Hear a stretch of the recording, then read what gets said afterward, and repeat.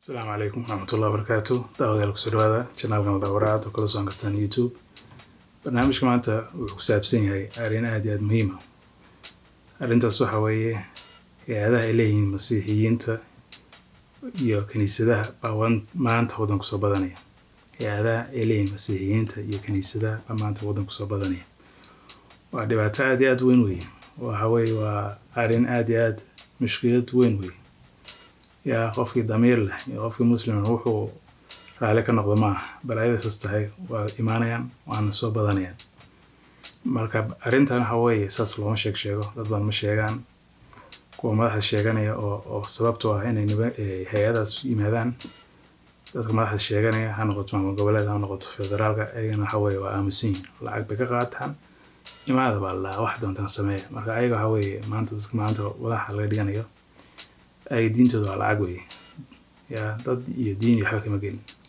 يا قفك الشيطان والبه العكسيني هو يقول أنا يعني والأساس هو قبيلة وعادة الغديانية أساس صوت الغديت سامع هو قبيلة ولا فلوة سما ولا فجوم نتيجة دواتاسا ومركا خسارة إلى بعمات تكار كينا مركا هي هذا بعمات ودم كسر بدنية مركا هذا هو برنامج كان بعد درس اللوز دياري مركا برنامج كان يكمل ديهي برنامج تحنا والله قاعد ليه خسارة إلى معاونة هذا أجنبي أوضاً كإيمانية بهمت مركب برنامج كان برنامج آدي مهم ويا مركب على ده هي سود وهذا جنبرات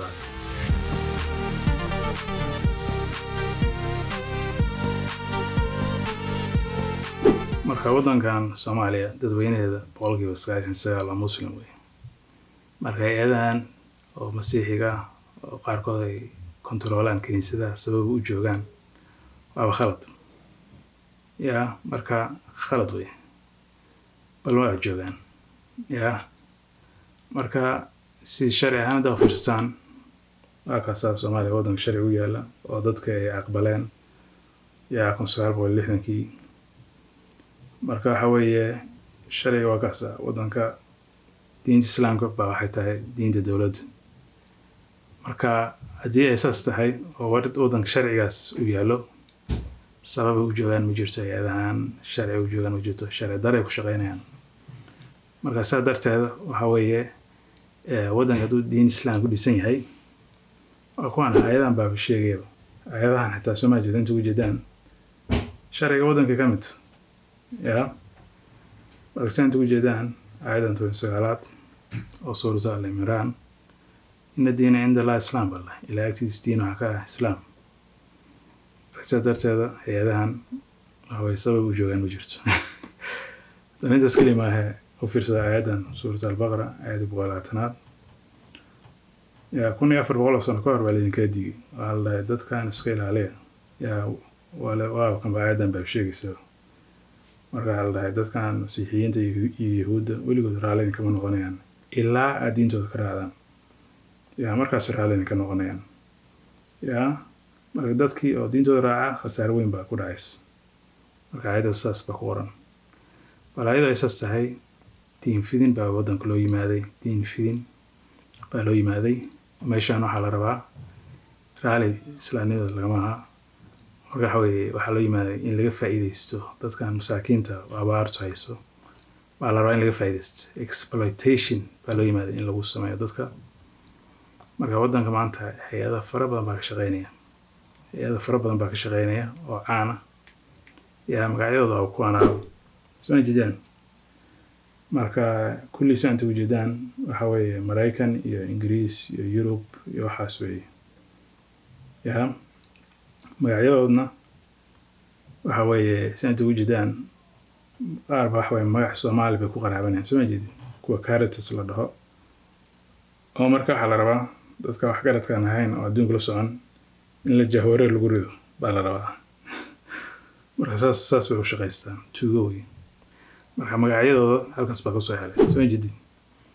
marka liiskaas baa ku soo helay oo waxa weeye halkaas website-kaas waxa iskale hay'ad la dhaho Somali NGO Consortium marka waxa weeye waa urur weeye oo waxa member ka ah wixii hay'ada ah oo wadanka shaqeeyo dhan baa halkaas ka register gareeya ومرة هالقاس بيسوي مادان halkaas bay information kala bedeshaan, halkaas bay wada shaqeyn ku leeyihiin. marka hay-adihii hadda intusaa magacyadooda liiskaas bay ku jireen. kuwa kale oo badan oo jiraan oo aan ka mid ahayn Somali NGO Consortium oo laakiin liis kusoo dirin laakiin ka shaqeeya waddanka oo ayagaa sheegayba. marka arrintan waxa weeye mushkilad aad iyo aad u weyn weeye, mushkilad aad iyo aad u weyn weeye. marka hay-adahan waxa weeye qaar baa waxay dhahayaan annaga waxaan nimaan inaan diin fidino waba cadaysteenba. yaa hay-adahan oo masiixiyiinta waddanka imaanaya qaar way sheegteen, runta sheegteenba. yaa kuwaana ka mid soo jeedin idan annaga wadamada fakhriga ah baa tagnaa diin baa fidinaa soo jeedin. kuwaan Christian Aid Mission baa la soo jeedin. kuwaana sidoo kale idan annaga macaawino dhakhtareed baan geynaa yaa oo waxa weeye diin sidoo kale way fidiyaan soo jeedin. marka kuwaan waa cadaysteen laakiin isku yahay magacyadooda arkaynay waxa way ma cadaystaan tuugo wey. yaa oo ay waxay dhahaan ballanqaad baa sameynay oo dhahaya in dadkii exploitation lagu sameyn oo dadka masaakiinta oo baahan in laga faa'iideysan ay dhaheen waa kamba saas ballantaas waxay dhaheen baa saxiixnay. marka inta ujeedaan waxay dhaheen waxay hay-adahaas oo masiixiyiinta waxay saxiixeen wax la dhaho Code of Conduct for Humanitarian Work. marka halkaas waxay ku ballan qaadeen in dadka oo dhibaataysan in laga faa'iideysan oo exploitation lagu sameyn oo diin iyo waxaas loola kartagin iyo oo maskaxda laga dhigin. saas bay ballan qaadayaan laakiin been way. yaa waxaas waxa way been way oo way sameeyaan kasba uu sameeyaan waaba waxay ogyihiin waxay meesha u yimaadeen way. waxay meesha u yimaadeen waddankan waxa way waddan oo aan dawlad lahayn oo nidaam lahayn oo balaayo madax u tahay oo dad oo aan wax fahmayn oo gaajaysan waxay rabaan wayaba diinta sida lagu fidiyo waa saas. yaa saas way yimaadeen. marka wadamo oo saas oo kale bay hore u tageen oo ballanqaadkaas u sameeyeen oo dhahayaan dad masaakiin waxba ma sheegino way sameeyeen. waa kanba article-kan ba xaqiijinaya soo jeedaan. article-kan aan soo qoray Washington Post oo marka hal dhahay hay-adaha waxay iska soo dhigaan baa la dhahay hay-adaha oo aan diinta ku shaqo lahayn shaqaalahood bay ka mid noqdaan oo soo dhexgalaan oo ku soo talagalaan inay diin fidiyaan. yaa haddana meesha way isku soo aadinayaan waxay ogyihiin in la taabanay sababtoo wadamadan oo macaawinada qaadanaya xor sharcigood inay fuliyaan xor ma aha. marka way ogyihiin in la taabanay marka sadartood bay meeshaas dad loogu soo diraa. marka saas darteed waxa weeye waddan oo macaawino qaadanaya weligiis xor ma aha. yaa haddana inta sidoo kale wadamo kale tageen oo diin fidin iyo waxaas u tageen oo arrintaas waxa weeye waxa soo xaqiijiyay journalka New York Times la dhaho. marka waxa weeye saas waxa soo xaqiijiyay journalada waaweyn. haddaad rabtaan in informationkaas akhristaan linkigiisa hoos bidin ku jira. haddana Soomaaliya sidoo kale ayagaa sheegaya macaawino inay soo wadaanba oo activity-yada waddanka ay ka qabanayaan baa ka mid ah. Catholic Review journal dhaho baan bardhow soo qoray. marka waxay dhaheen hay-adaha Catholicada waxay imaan doonaan inay Soomaaliya inay macaawino geeyaan bay imaan doonaan. marka waxa weeye ayagaa afka ka sheegaya inay soo badanayaan hawsha qabanayaan. danintaas kaliya kuma ekee maraan fogeyn journal la dhaho Vatican News baa article buu qoray article oo Soomaaliya uga sheekeynayaan. marka Vatican News waxa weeye dowladda Vatican baa iska leh. Vatican waxa weeye waa dowlad yar weeye xaafad camal kala leeg oo ku dhex taala Rome magaalada madaxda Italiya. marka dowladdaas waxa weeye yartaa waxa madax ka ah ninkaas koofiyadda dheer baa madax ka ah. marka waxa weeye dowladda yartaan madax uu ku yahay kaniisadda Katooligana madax buu ku yahay. marka waxa weeye journal leeyihiin baa waxay sheegayeen Soomaaliya waxay ka qabtaan bay sheegayeen waaba kanba. marka waxay dhaheen kaniisadda Katooligada Soomaaliya ka shaqeeyaan oo waxaa matala hay-adda la dhahayo Caritas Soomaaliya. marka waxa weeye Puntland way ka shaqeeyaan oo ka register garaysan yihiin macaawinay geeyaan. Somaliland sidoo kale way ka register garaysan yihiin oo meelo qaarkood magaca naxariis la dhaho bay isticmaalaan. marka Somaliland iskuulooyin bay leeyihiin oo caruur lagu hayaba. yaa marka taas waa arrin aad iyo aad halis ah dadkan Katooligada la dhahayo caruur inay faraxumayaan baa lagu yaqaanaa. soomaalina caruurta u dhiibanayaanba ya marka taas waxa way jaahilnimo meesha ka jirta wey haddana intaas kaliya ma ahee Caris School dhahay waa kuwana maraa fogeyn kaniisad bay fureen ya haddana maraa fogeyn Somaliland maalin hore waxa la qabtay dad baa la qabtay oo gaaloobay oo haddana waxa weeye wayna gaaloobeen waxaana dembi kale lagu qabtayna waxay ahayd waa kan ba artikelkan baa xaqiijinaya dembi kale lagu qabtay waxay ahayd inuu diin fidinayeen baa lagu qabtay marka dadkaas kale sharciga waddanku yaal waxay ahayd in la toogtay ahayd laakiinse lama sameyn meeshan waxa weeye niman ixtiraaf raadiis loo baa jooga marka raaligelin bay lagu sameeyey gaaladan meeshii ilaahay raaligelin lagu sameyn lahaa baa gaal raaligelin lagu sameynayaa meeshaas baa ixtiraaf laga raadinayaa in gaal la raaligeliyo marka sheekada halkaas bay maraysaa marka hay-adahan waddanku way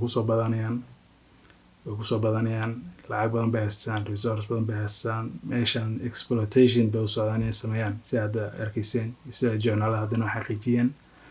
marka arrintan waxaa u sababa qabyaalad baa u sababa Soomaaliya qabyaalad laga fujin waayo yaa qabyaaladii markii la diido dowladnimadii la diido qabyaaladii markii la raaco dowladii nidaam la diido waxa weeye shaydaamadan kala ku imaanaya marka waxaas oo madaxda ka dhiganaysaan oo dadku ugu liita waxa weeye ayaga qof walba oo lacag siinaya bay ogolaansho siinayaan yaa ayaga dantooda waxa ah $2,000 ka qaadanayaan oo laaluushka iyo registration fee baa u dana dad iyo diin iyo xog ma gelin marka taas nimankaas baa mas'uulka ah hay-adahan masiixiyiinta waddanka kusoo badanaya marka hay-adahan oo gaalada wax la soo dhaweysto maaha dembi badan bay galeen ya oo qaar taariikhda ku qoranta taariikhda muslimka ku qoranta ya laakiin Soomaaliya waxa weeye taariikhdaas waxa weeye jaahil baa kanaan adduunka lama socono sumum bukmun umyun baa laga taariikhdaas oo marka sadarseed bay nimankaas u joogaan marka hay-adan katooligada la dhahayo Caris la dhahayo katooligada kaniisadda katooligada leeyihiin khasaare badan bay ummadda muslimka u geeyeen dad badan bay sabab bay u yihiin in dad badan muslim la laayo marka nimanka boobka la dhaho oo ninkan nimanka ka horeeyo kale baa 6 jeer waxay abaabuleen in dagaal Yurub laga soo qaado oo dhulka muslimka lagu qaado marka 6 jeer bay abaabuleen marka dad badan bay laayeen oo muslim yaa buugan ba xaqiijinay soo jeedaan yaa dambiyada lagu haystay kamid oo la rabo in maanta lagu la xisaabtamo soo jeedaan marka dad badan bay laayeen baalda oo dhigma dadkii ay naasigu dilayeen camalka oo 2 milyan oo kale u dhigma bay laayeen baalda marka ayagoo dambigaas galay weligood dadka waxa weeye heshiis lama gelin raaligelin kama sameyn diya lagama qaadin marka dadka saasa oo dambigaas lagu ogyahay oo lagu yaqaan baa kale imaada la dhaya oo macaawina noo keena oo dhowr kiisho qamadiga meesha Kenya baa Soomaaliya qiimo la leh marka taas waxa weeye waa jaahilnimo wey aad iyo aad u foolxun qof damiir leh wuxuu ka raali ka noqdana maaha haddana nimankan waxa weeye waxay toos ula shaqaysan jireen gumaysiga yaa gumaysiga wadamada gumaysiga markii Afrika la gumaysanay waxa diinta keenay ayaga hayn Soomaaliya markii gumaysiga ku bilowday beegana keenay yimaadeen in diin fidiyaan marka ay waxa weeye waji gumaysiga bay waji kale u yihiin marka waa kuwan taariikhoodii marka xilliga ugu badan oo gaalnimada ka shaqeynayeen waddanka oo dhaca xilligii gumaysiga ku dhacay soo jeedaan marka sanadku ku jeedaan 1880koodii katooligada baa fureen guri oo caruurta agoonta lagu hayo bay barbara ka fureen marka xilligaas buu ahaa xilligii gumaysiga Afrikaanka iyo Soomaalida ku bilowday dhowr sano ka bacdi Sweden baa waxay ka fureen kismaayo ka fureen kaniisad haddana 1923 markay ahayd waxaa la dhahay Soomaaliya waxaa joogay ilaa 200 qof oo la gaaleeyay baa joogeen marka dadka la gaaleeyay waxay ahaayeen caruurtii oo guryaha lagu hayeen baa la dhahay caruurta oo agoonta ah bay hayeen baa la dhahay marka taas waxa weeye khasaaradaas bay leedahay dadkan in caruur lagu aamino maaha dan intaas oo ka sii weyn intuu gumaysigu jiray dhibaatooyin diin fidin badan bay sameeyeen hadda ka soo qaad 1938 dowladda Talyaaniga fascista baa waxa weeye kaniisad weyn bay ka fureen ka dhiseen xamar weyne oo masaajidka Arbaca Rukn bay cathedral ka dhiseen oo mid aad iyo aad u dheer mardo al-shabaab baa jibiyeen marka ninka dhisay oo governorka baa plankiisu waxay ahayd in uu wadankan gaalnimada ku fidiyo bay ahayd laakiinse muddo u dhaxaysa 20 sano waxa weeye wadanka Talyaaniga mushkiladooyin kala ku furmay oo marka Ilaahay waa ka sii jeediyay inay dadka gaalayaan oo marka waxa weeye sadmeed insaas laakiinse intuu gumaysigu joogay dhibaato sii socotay hada ka soo qaad kuwa Mennonite la dhaho mission bay ka furteen Muqdisho mission waxa weeye meelaha xafiisyada diin fidinta laga sameeyo weeye yaa marka diin fidinaya baa halkaas oo kale mission bay furtaan yaa marka waxaas oo dhan waxay dhacday intuu wadanka gumaysiga ku jiray ka dhacay haddana waa kuwana markuu wadanka xornimada qaatay waxa weeye dhibaatadaas waa yaraatay sababtoo meesha waxaa timaaday dowlad iyo nidaam marka halla waxa ay dowladdaas sameynaysan joojiya baa marka activity-yadii ay sameyn jireen waa yaraatay marka 3 sano ka hor intuusan dowladda burburin waxa weeye waxa la joogtay ninkii kaniisadda u talinayay baa la joogtay oo waxa joogteen dadaan la aqoon baa joogteen haddana wadankii waxay ka baxeen markuu burburay dowladda markuu burburtay bay wadanka ka baxeen marka kulligood waa carreen marka wixii mission lahaa wixii kaniisad lahaa wixii hay'ad lahaa wixii orphanage lahaa way carreen oo dowladahoodii baa ka haysteen marka dadka saas ah oo taariikhdaas leh inaan soo dhaweysano maaha haddana wax kale waxa jira oo aan idinka ogeyn oo maalin walba warka laga sheego dadkan waxa weeye dadkooda baa khaati ka taagan warna dhaafay la karlay warna dhaaf oo cases ba maalin walba u socda yaa Soomaalida waxa weeye waxaas dhan jaahil bay yihiin oo kaalay baa la hayaa waxa la qiimo badan dhowr kintaal oo qamadiga Kenyan hada dadkan Katooligada kaniisadda la dhahayo caruur badan oo fara badan bay farxumaan ku sameeyaan maalin walba warka laga sheegaa maalin walba case baa ku socda cilmi baarid oo dhibaatooyinkaas bay ku sameeyaan wadamo ay ka jirto dowladda iyo nidaam bay ka sameeyaan bal ka waran maxay ka sameeyaan doonaan Soomaaliya meelaan dowladda iyo nidaam aan ka jirin yaa marka khasaaro weyn baa la iska imaan doontaa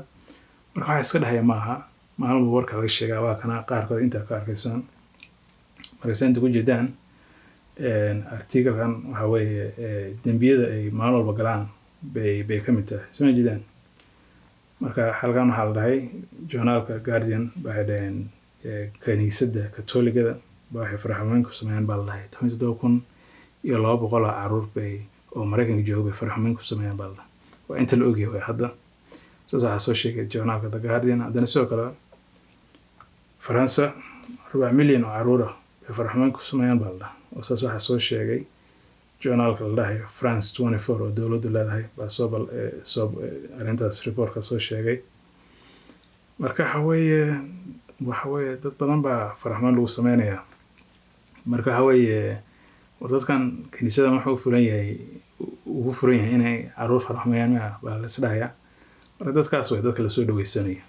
arintaas kelima u fiirsado CNN xitaa sidoo kale article marroobe soo qoreen waxay dhaheen Catholic Church waxa uu shaqeeyaa 2,000 oo pedophile baa u shaqeeya baa la oo ay qarsoodi oo u dambi qariyaan oo aan sharciga wali lagu qaadin haddana intaas kaliya ma aha sidoo kale The Guardian ayagana sidoo kale kaniisaddan Church of England la dhahayo ayagana sidoo kale ay dhaheen dadku u shaqeeya waa pedophile baa la Church of England waxa weeye waa ka madax banaantahay kuwan Katooligada la dhahayo waa kaniisad kale weeye marka ayagana kuwa madaxda ka ah iyo kuwa oo diinta fidinaya caruur bay farxumaan ku sameeyaan laakiin kuwa madaxda ah oo dambi u qariyaan ceebtooda u qariyaan marka ceebtii baa hadda soo baxayso report la sameeyo dadka soo dacwoonaya oo dambi baarid baa ku socota haddana intaas kaliya kuma ka xitaa NPR waa kuwana NPR maalin hore waxay soo sheegeen NPR waxa weeye journal weyn oo Mareykanka ka shaqeeya weeye waxay dhaheen waxa la soo helay bay dhaheen qabriyaal meelaha caruurta orphanage lagu hayo meelaha caruurta lagu hayo waxay sameeyaan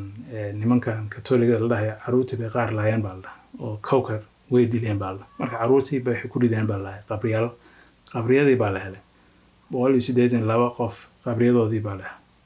yaa marka saas waxa lagu sameeyay waxa weeye caruur yar yar weeye oo faraxumeyn iyo dilid lagu sameeyo dila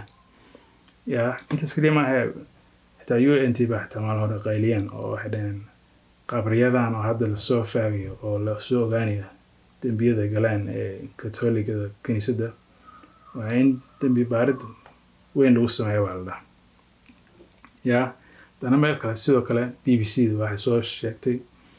in meel laga helay 751 qof oo ay ku xawaalan yihiin meel oo iskuulka katoligada ay maamulaan marka taas waxa weeye waa dembi weyn 751 qof intay lahayaan qarsoodi bay hadhow meel ku qarinayaan meydkooda marka dadkaas dad lasoo dhaweysta maaha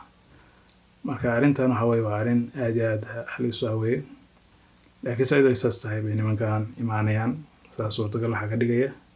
dadka madaxda ka dhiganaysan dad aad iyo aad u liita wey lacag baa diintooda ah marka arrintan waxa weeye waa arrin u baahan isbeddel siyaasadeed inuu waddan ka dhaco haddii kale soo maaha dee waxa weeye dad badan oo gaaloobay baa bari arkaysaan dad badan markay gaaloobaan yaa walba sidee laydinku heshiisiinaya yaa Soomaali oo isku diina isku dhaqana isku luqada isku kalara baa qabyaalad laga reebi lahayaa oo diin iyo nidaam iyo dowlad raac laga karlaayay walaayo qaarkood ay gaalo beri noqdaan warse lagu heshiisiinaya marka maanta waxa weeye nasiib darro jirta dadkii waxa weeye qaar qabyaalad bay ololeynayaan qaar waxa weeye qabyaaladii bay dogantamaya dadkii sidii u badnaana oo la rabay inay qaylayaan oo aamusan yihiin aamusintaas waxay keenaysaa waxay raalli bay meesha ka yihiin meesha la rabay inay qabyaalad ka qayliyaan ma qaylinayaan oo iska aamusan yihiin marka waxa weeye carabta waxay ku mamahdaa as-sukuutu min calaamatu rida aamusnaanta waxay ka mid tahay raalli in wax laga yahay marka taas baa keenaysa marka arrintan waxa weeye qabyaaladda ma shaqaynayso runtii in isku sheega fiican tahay marka haddii la rashay daamadan iyo wax la shaqeynaya in laga badbaado waa in waddankii laga helo nidaam iyo dowlad waa loo baahan yahay marka arrintan wadamo kale oo muslim ah baa jira oo iska fududaysteen arrintan si maanta Soomaaliya ka dhacaysoo kale oo la iska dhiga tirayo hay-adahan masiixiyiinta dad baa hore saas u sameeyeen waxay dhahaan dhowr qof oo meelaha maray maxay macna leedahay iska dhiga tiraanba yaa markii ay isbeddel weyn sameeyeen baabal nahay waxaan qayla markaas la bilaabo waxa weeye mar oo ay khasaarada dhacday wey oo kala orodii qayla la sameeyay waxa iska dhacaya maaha waxa weeye waa report waa arrin oo dhibaato ay report ku soo sameeyeen journalka la Reuters marka kaasa intooy linkigiisa hoos buu ku jiraa hadda rabtaan marka hal dhahay wadamada muslimka oo North Africa ku yaala sida Morocco iyo Algeria kale waxa ka shaqeeya baa la dhahay nimankan diinta masiixiyiinta fidinaya baa si qarsoodi ugu shaqeeyaan baa la marka haweeney dadka aan wax garanayn dadka dhibaataysan dadka masaakiinta iyo wixii laga aqli badan yahay bay isku aadinayaan oo maskaxda ka walaaqayaan oo been u sheegayaan marka ayaga laftigoodana waa kuwana oo faani waxay dhaheen Morocco 100 qof bay ahaayeen maanta 500 qof baa sii marayaan bay dhaheen dadkay gaalaysiiyeen Algeria dhowr kun bay sii maraysaa marka saas waxaa keenaysa dhibaatadan oo la iska dhiga tiro haddii la iska dhiga tiro oo laga qaban waxa weeye maalin waxa imaanaysa dhibaatadan wax laga qaban karin marka dad badan baa jooga oo halis ku jira dadkaas in la badbaadiyo weeye marka maanta dadkan haddaad tala rabtaan way Soomaaliya haddaad tala rabtaan waxa weeye horta qabyaalad iska daaya taas wax mar walba la sheego iyo barnaamijkan ka sheego laakiin wax kale aad iyo aad u muhiimsan waxa weeye hay'adahan wax la shaqeeyo in la tarxiilo way oo waddan ka baxaldo yaa oo pressure la saaro waxaan madaxda sheeganayso dadku kacaan oo qayliyaan haddaydan kicin waxa weeye khasaaro badan baa ka imaanaysa marka Soomaaliya si sharci ugu qoran waa waddan xor ah way yaa waa kan af Soomaaliya ininka sharciga la tusaya waa af Soomaaliya soo jeedaan waa qodobka ugu horeeyo way beeshku ugu horeeyo sharciga waa ku qoran tahay Soomaaliya waa waddan xor ah Soomaaliya waa waddan muslim yaa qodobka koobaad weeye koob marka sabab ay u joogaan ma jirto nimankan sharcigii bay ku dhacayaan marka xor baa loo leeyahay in la iska saaro yaa haddana waxaa jirta heshiis oo dowladihii xukuumadaha hadda Soomaaliya oo kuwa joogay hore u joogay ay la soo galeen adduun weynaha oo heshiiskaas oo ku anaab indhihiina ku arkaysaan marka heshiiskaas waxa weeye maxaa la dhahay hore ba heshiis ula soo galeen adduun weynaha oo marka mid waxa la dhahaa ACRA Agenda for Action baa la dhahaa midna waxa la dhahaa UN Resolution 46182 baa la dhahaa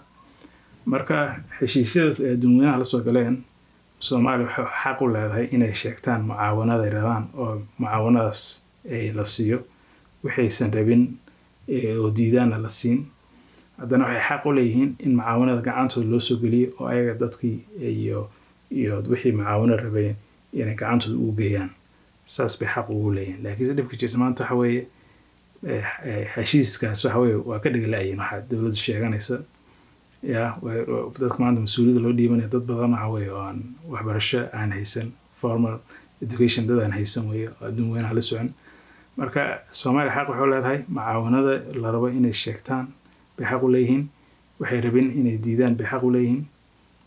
haddana waxa weeye waxay xaq u leeyihiin mucaawanada in gacanta loo soo geliyo marka waxa weeye heshiiskaas baa jira laakiinse heshiiskaas lama hirgeliyo marka saa darteeda waxa weeye sharcigii in waa in wax dowlad ku sheega waa in dhalo sharcigaas hirgeliya heshiiskaasna hirgeliya oo marka waxaan oo sheedamada meesha imaanayaan la iska saaro way la tarxiilo haddii kale waxa weeye dhibaatada intaas waa ka badanaysa marka waxa weeye meel farxan bay gaari doontaa daawadayaal barnaamijka halkaas buu ku ekaa marka waxaan dhahayaa assalaamu calaykum iyo saarigti dambe